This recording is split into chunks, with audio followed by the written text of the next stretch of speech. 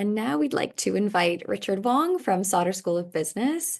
Richard is an accounting and tax instructor at UBC and Douglas College, a BC Chartered Professional Accountant, and a graduate of the Masters of Educational Technology program here at UBC. And today, Richard will present Level Up Options for Gamification in a Post-Secondary Accounting Classroom. Richard, the floor is yours. Perfect. Thanks so much. And hello, everyone, and welcome to Level Up Options for Gamification in a Post-Secondary Accounting Classroom. Quick introduction. My name is Richard. I get the privilege at UBC of teaching what I would call the world's most exciting topic, and that is Canadian income tax, obviously. As was mentioned, I'm also a graduate of the UBC Masters of Educational Technology program. Now, before I begin my presentation, I just want to provide you with some details on my context. So in my role, I teach accounting and tax to really two different groups.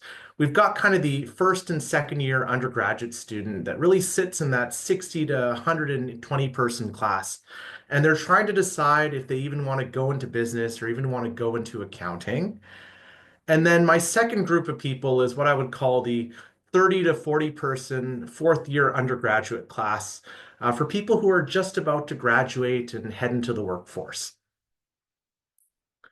Now, in both of these contexts, the consistent challenge is trying to take something many, including most AI bots, consider very boring or mundane, and trying to make it a little bit more exciting and invigorating. And gamification is what I've found has really worked time and time again. No matter how cheesy or silly the game might be, introducing games has really connected students together and help nail down some of those more complex concepts in my course. So today I want to share some practical ideas and tips that have worked with my student groups. Now, keep in mind that some of these ideas will be fairly simple. Some may require a bit more setup, but I figured, if I can make accounting and income tax exciting for students, I'm sure you can pick out an idea or two yourself that can help excite students in your context and with your subject matter. So kind of the first idea I have and the first game I've run a lot is what we call the Amazing Race. So this game works really well for an online synchronous course or a 30 to 40 person face-to-face course. And I typically use this game when I want to ensure that students have been staying up to date with the course content. In my introductory tax course in particular, I have an extremely challenging chapter which draws on a student's knowledge of the two chapters before it. And usually, as such, I run this game right before I start that challenging chapter, and I do assign some participation grades to it. The game requires 9 questions, which I put into 9 different PDFs, and I number off each PDF as Destination 1, Destination 2, Destination 3, and so on. And what I do is I password protect each of the destinations, and then I upload each of these PDFs to an LMS system so that students can download it onto their computer. Now, students are then told to get into groups of 2 to 3 and open these destinations. I will, of course, only provide them with a password to destination 1 initially. And the minute they go and type in that password, they now have a question that they have to solve together in their groups of 2 to 3.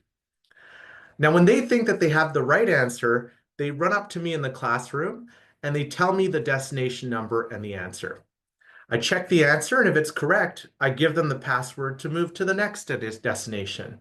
And they'll rinse and repeat that process again and again. Now, the first team to get through all 9 of the destinations wins. In terms of participation marks, I give them a grade out of 9 based on how many destinations they get through before the end of the class. I warned them of this in advance so they practice the content before coming. Now, this does work in a Zoom as well. Students can be put into breakout rooms, and you can tell them to designate one person who will travel back and forth between the breakout room and the main room. And when their group comes up with an answer, that person can come back to the main room, tell you the answer, and you can provide them with the next destination's password. Of course, if you are going to do this on Zoom, make sure that you do have them test out the return to breakout room and return to main room function before you get started with the exercise.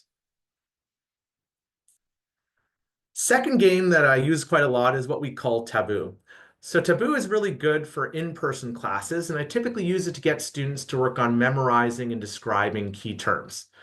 Now, things like accounting and tax, they can be fairly technical. And students aren't great at explaining concepts in plain English. In fact, when you ask them for a definition, they just repeat the same thing that you said back to them. This hopefully helps deal with some of that. Now, to play Taboo, it's pretty simple. All you need to do is create a set of PowerPoint slides where you have a key term bolded at the very top, and then a list of words underneath that students cannot use to describe that key term. Running the game is then quite simple. Students get into pairs where one person gives the clue and one person receives the clues and guesses. The person receiving the clues and guessing will turn their back to the projection screen, and the student giving the clues must help their partner guess the key term without saying the key term or any of the words underneath it. So in this case, for example, we would want someone to guess just in time without using the words manufacturing, lean, time, need, efficient, or Toyota.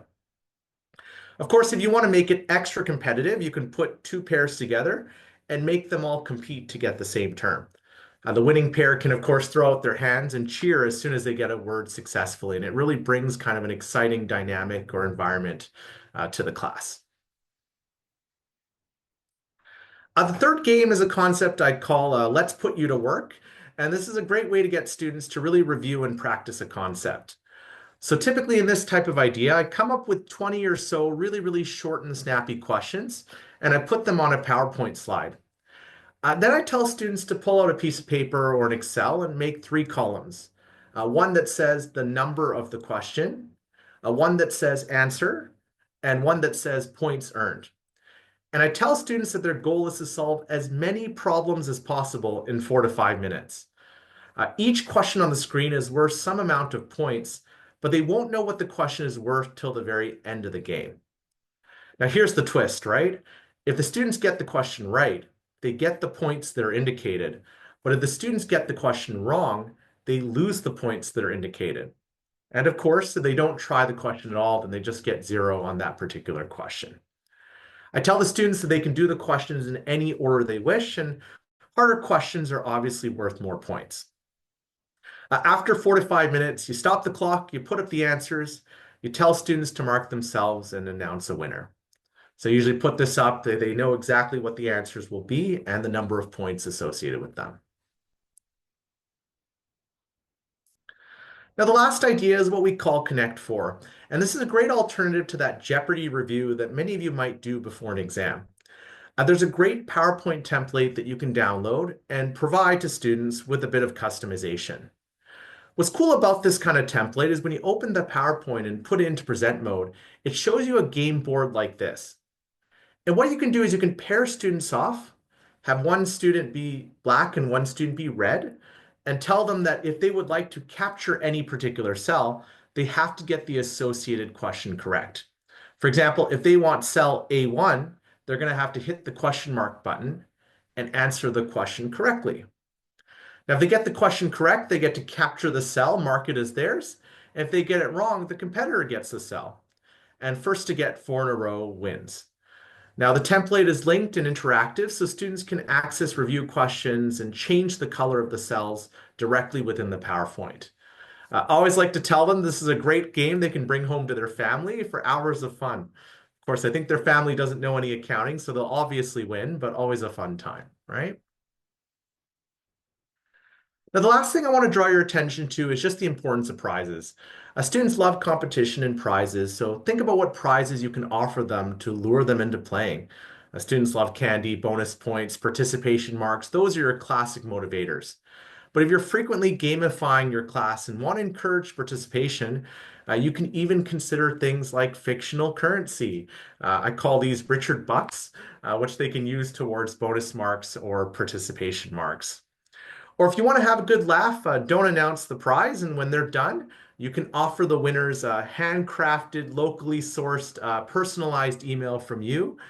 You can offer them no class on a date where they normally don't have classes scheduled anyways, or exclusive access to the next set of lecture slides before their classmates. And it seems like a tacky kind of prize, but always a benefit nonetheless.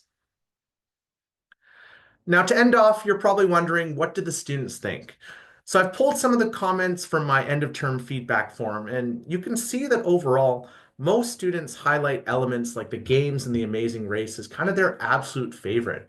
Some of them want more games. Some of them felt like the games made the time worth coming to class. They love that element of competition, the gamification of the various aspects of the course. So students generally take this as a very positive thing and something that they don't expect to see in an accounting and income tax class. So with that, enjoy, have fun, and level up your teaching by introducing an element or two of gamification in your next classroom activity. Thank you, Richard. Um, I'm just thinking I'm definitely that person that I can't like the moment you said accounting, my brain shut down. But you you did make it a bit more exciting for me, and I was able to pay attention till the end. So thank you for that. Does anyone have any questions for Richard? And please feel free to use the chat or just yeah, chime in. We do have a comment from Fiza who says it's very interesting and she loves the idea of the Connect Four game. Yeah, awesome. I know a lot of times people do that Jeopardy, but some of those other alternatives to the Jeopardy, I think people don't always consider or think about. So it's kind of super cool to have some other alternatives to do that kind of mass review, right? Oh, Gabrielle, please go ahead. Hi, Richard. Thank you so much for your presentation. I know in my previous life as an English language teacher, gamification was definitely a really good way to get my students interested and involved in learning. But I found that, in a language learning context, usually the lower level students were way more receptive to games than sort of higher level students. And I was wondering, like, in terms of student resistance, like, do you ever experience that with games? Do you ever have some students who feel like, oh, this is, dumbing it down or whatever it is that, some of those sort of feelings that people have around gamifying experiences, especially in higher ed? Do you ever get that? Or, yeah, and what do you do if you do? I find the key is, that's a great question. I find the key is, making sure that there is some level of difficulty in kind of what you're providing. So, when we look at these questions, like I would say they're not definitely not Mickey Mouse questions. They're not around the element of, hey, tell me what this term means. They're usually a bit more complex. And sometimes I try to pick more complex questions, even for things like the Amazing Race. They're really full questions that you have to kind of work the 8 to 10 minutes through. And so by picking more difficult questions, I feel like a lot of the students don't feel like it is kind of basic or simple. There is some level of knowledge and skill that they need to have to get to that finish line. Now, in terms of kind of resistance, I know some of these seem a little tacky, but they oddly work. I teach a part-time MBA class at Sauder as well. And these are people who are 8 years post in the workplace kind of thing. We've got CEOs, doctors, and all that. And I've even tried some of the stuff in terms of like, giving them fake money, for example. For some reason, like even though we know it's cheesy, they're somehow driven because they can feel like they can measure their impact. And so they're still making contributions to earn this fictional money, which is very odd. And you wouldn't expect that for people who are like, adults who are like doctors or professors or instructors that are like very far along in their career, still somehow get baited by fake currency, right? That's amazing. Okay, cool. Oh, I see some questions in the chat at that. Let's see. Yeah, the one farther up from Kalisa, is there a particular tool that you use to create these games? Yes, that's a great question. I try to make sure that my games integrate well with the PowerPoint. A lot of them are more so kind of me just imagining what is an interesting way. Now, of course, there's simpler ways that people always use, like, put up a question, let's race to finish it kind of thing. But I feel like I want to think of kind of more unique ways to get them more excited.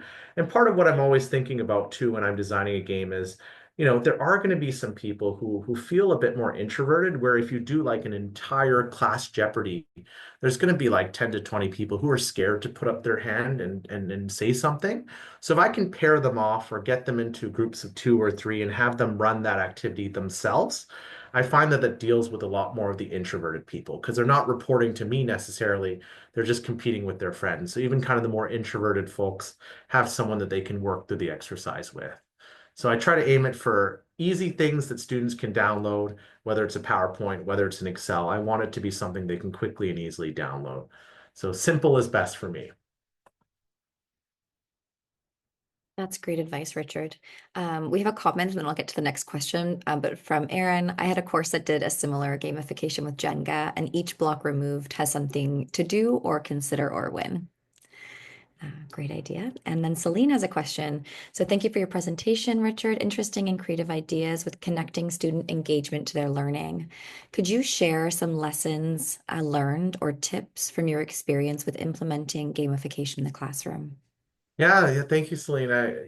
I would say that with a game, especially if you're planning to do it with a larger group of people, the simpler it is, the better. I find that, originally when I was designing some games, I had built some pretty elaborate games where they were folding things and building things, and it just got to be really, really messy and confusing. So sometimes with larger groups, simpler is better for me.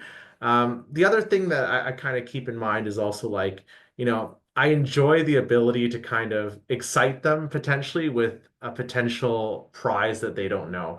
I find that if you're just kind of like, no one's winning and no one's going to be the winner of this thing, sometimes they feel like they don't want to try. But I feel like sometimes baiting people with the idea that they could win something or could get something, even if it's something that they don't know yet, seems to get them more motivated to want to try and to play along just with the excitement of being able to potentially win whatever that might be. And then the last point I would mention is, especially with some of the larger groups, classroom management is going to be a big challenge. I think some of the students get overly excited about some of these, and you find yourself just having to kind of quiet people down and calm the noise.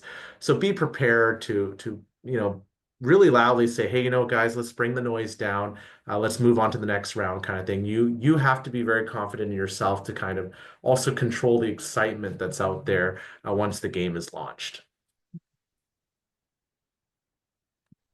Great point, Richard. Any more questions for Richard? I just wanted to say, Richard, I very much would love to be in one of those classes where you apply this. Yeah, I really want to be there and see what's happening. So I might connect with you later. Thank you for your Well, presentation. if you're excited to learn about Canadian income tax, I'll take it. I think I call that a win already, right? Thank you. Actually, before I let you go, Richard, I do have a question about, I think it was activity number 3. Yeah, of course. And I'm curious if you've noticed that students are drawn to particular questions and whether or not each semester you then reframe those questions to kind of better suit the students, or if you are actively kind of trying to stump them or kind of add more points to the questions that they're not choosing as much, and kind of how you navigate that each semester.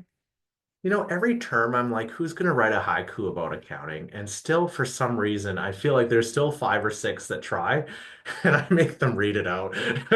But, I'd say some of them, I play around with the questions a little bit sometimes for my entertainment, or if certain students like come by and they say, hey, at this question, why is it this way? And I can tell they're getting more and more confused.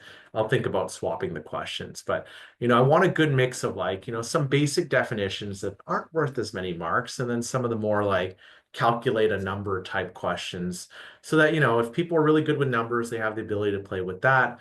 If they want to do something a little bit more easy, they can do that. So there's some for my entertainment, of course, as well, right?